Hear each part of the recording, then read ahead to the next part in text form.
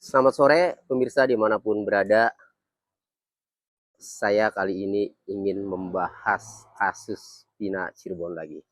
Karena beberapa kali saya posting konten-konten lain atau perkara-perkara lain ya. Banyak sekali komentar ya, baik di TikTok, di YouTube saya itu selalu menanyakan kasus Vina.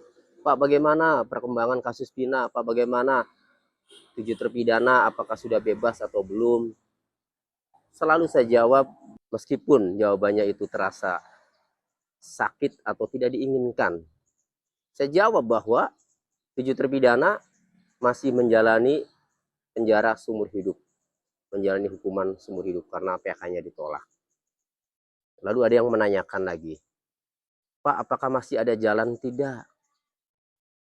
Ada lagi, Pak, tolong dong Pak Tony fokus ke kasus Vina, ke 7 terpidana, jangan ke perkara lain dulu kontennya.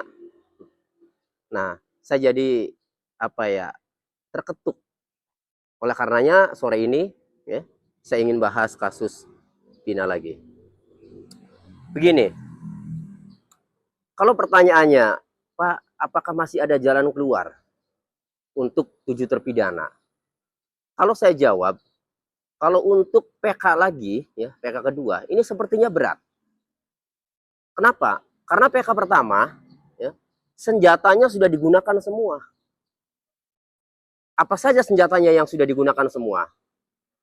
Baik senjata, saksi-saksi yang mengetahui pada saat kejadian para 7 terpidana itu tidak berada di TKP, ya, maupun nopum lainnya atau kehilapan hakim, ya, itu sudah digunakan.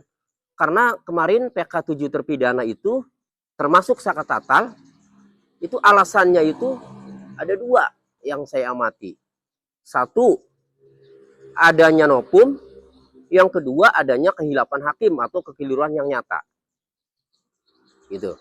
Nah, atas dua alasan tersebut, PK 7 terpidana dan Saka Tatal ini kan ditolak. Sampai saat ini, terus terang, saya belum mendapatkan salinan putusan PK-nya. Sehingga, apa pertimbangan hakim PK memutuskan PK 7 terpidana dan Saka Tatal itu ditolak dengan alasan nopum yang diajukan itu bukanlah bukti baru dan tidak ditemukan kehilapan hakim atau kekeliruan yang nyata. Apa pertimbangan hakimnya? Itu bagaimana dalam memori PK-nya ini ya, penasihat hukum dalam menyajikan, dalam menguraikan nopum maupun kehilapan hakim atau kekeliruan yang nyata. Sehingga kemudian diputus oleh hakim PK ini ditolak. Jadi PK kedua ini sepertinya berat. Kenapa? Karena senjata-senjatanya sudah digunakan semua di PK pertama. Jadi sudah resiko. Senjata digunakan di PK pertama kemudian ditolak.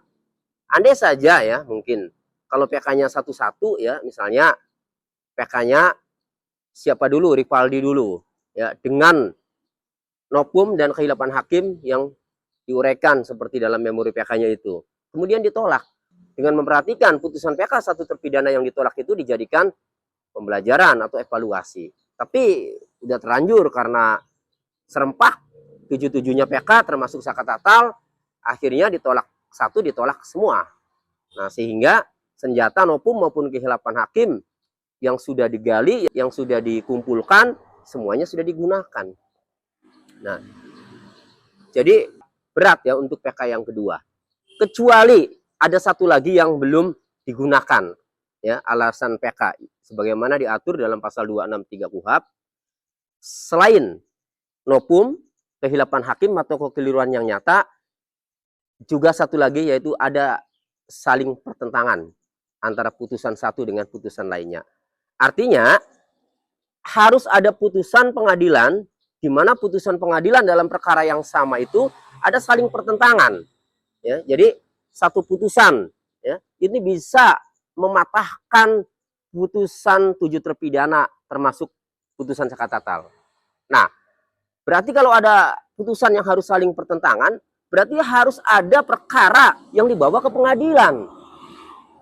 Apa perkara kasus Vina yang bisa dibawa ke pengadilan? Perkara kasus pidana yang bisa dibawa ke pengadilan, diantaranya satu, ada keterangan atau kesaksian palsu yang diproses secara hukum kemudian sampai ke pengadilan, kemudian diputuskan oleh hakim bahwa terbukti ada kesaksian palsu dalam perkara pidana. Nah, kalau ada putusan pengadilan ya, yang memutuskan bahwa ada kesaksian palsu di dalam kasus pidana pada saat sidang tahun 2016, dalam putusan pengadilan tahun 2016, maka itu ada saling pertentangan. Karena ketika ada keterangan palsu, berarti mematahkan keterangan dia yang tertuang di dalam putusan pengadilan yang sudah dimuat kesaksiannya. Misalnya Dede Riswanto. Nah, Dede Riswanto ini kan mengaku mengetahui pada saat kejadian, diantaranya tahu saat terjadi lempar-lemparan sama Aep. Kalau sudah diputus pengadilan, ternyata Dede yang bersama Aep itu terbukti bahwa itu keterangan palsu, ya berarti ya satu saksi ini gugur. Keterangan saksi Dede ini berarti palsu. Kalau itu sudah putusan pengadilan dan sudah inkrah, ya maka itu bisa menjadi bahan untuk PK dengan alasan saling pertentangan antara putusan pidana Dede Riswanto dengan putusan pidana 7 terpidana termasuk Saka Tatal. Cuma persoalannya begini, apakah putusan pidana memberikan kesaksian palsu ya satu orang yaitu Dede Riswanto, sementara Aep-nya itu ya, itu tidak diproses atau tidak dijadikan tersangka atau tidak terbukti memberikan keterangan palsu di persidangan, ya, belum jadi putusan pidana, apakah mampu Dede saja ini nanti, putusan Dede saja ini, apakah mampu nanti ya, membatalkan putusan 7 terpidana, termasuk Saka Tatal? Apakah mampu? Belum tentu. Nah, karena kalau hanya Dede yang diputus, nanti persepsi hakim bisa saja ini yang benar Dede apa Aep? Karena Aep masih berpegang teguh, masih bersikukuh pada kesaksiannya bahwa ia melihat lempar-lemparan, sementara Dede mengaku itu keterangan palsu. Nah, kecuali Aep-nya juga yang jadi tersangka. Maka kalau Aep-nya juga yang jadi tersangka, ya sudah. Berarti dua-duanya ini, Aep dan Dede ini tidak pernah melihat peristiwa lempar-lemparan pada malam itu, pada malam kejadian itu. Nah, jadi yang terbaik sih sebenarnya Aep-nya juga dijadikan tersangka, kemudian Dede-nya jadikan tersangka. Nah, dua-duanya ini terbukti di pengadilan, kemudian keluar putusan pidana dan inkrah, maka putusan memberikan keterangan palsu atas nama terpidana Aep dan Dede ini bisa dijadikan sebagai alasan untuk PK dengan alasan adanya saling pertentangan antara putusan pidana 7 terpidana dan Saka Tatal dengan putusan Aep dan Dede.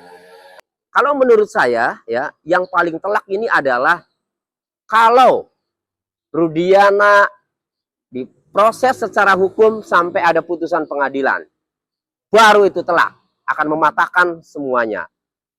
Karena yang memunculkan nama-nama pelaku dalam BAP ada 11 pelaku, 8 terpidana dan 3 DPO. Itu Rudiana.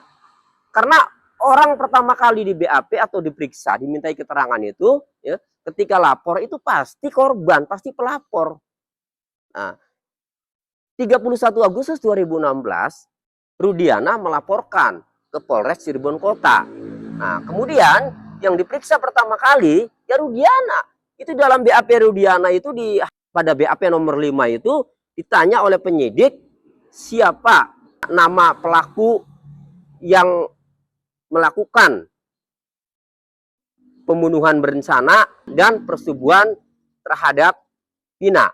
Nah, itu dijawab 8 terpidana itu dan termasuk 3 DPO, bahkan satu lagi 4 DPO-nya namanya Andika. Nah, itu Rudiana. Nah, sekarang kalau Rudiana itu ya, kemudian dilaporkan dan terbukti memberikan kesaksian palsu di persidangan dan diputus bersalah ya, dalam putusan pidana, berarti nama-nama pelaku yang disebut oleh Rudiana, yaitu para terpidana, berarti kan fiktif kalau dia terbukti memberikan kesaksian palsu. Karena kalau hasil persidangan itu saya baca ya, seluruh keterangan terdakwa itu tidak ada yang mengakui ya, baik dirinya maupun menyebut DPO, itu tidak ada. Saya baca itu keterangan terdakwa satu-satu dalam putusan pengadilan, tidak ada yang menyebut dia mengakui maupun menyebut nama DPO, itu tidak ada. Hanya Rudiana. Ya, hanya Rudiana dalam persidangan itu. Dan saksi lain juga tidak ada yang menyebut, hanya Rudiana. Makanya kuncinya itu di Rudiana. Jadi kalau Rudiana yang maju proses hukumnya, yang maju perkaranya, diproses sampai ke persidangan, terbukti memberikan kesaksian palsu dalam hal nama-nama pelaku, yaitu nama-nama para terpidana, nah berarti tuntas sudah.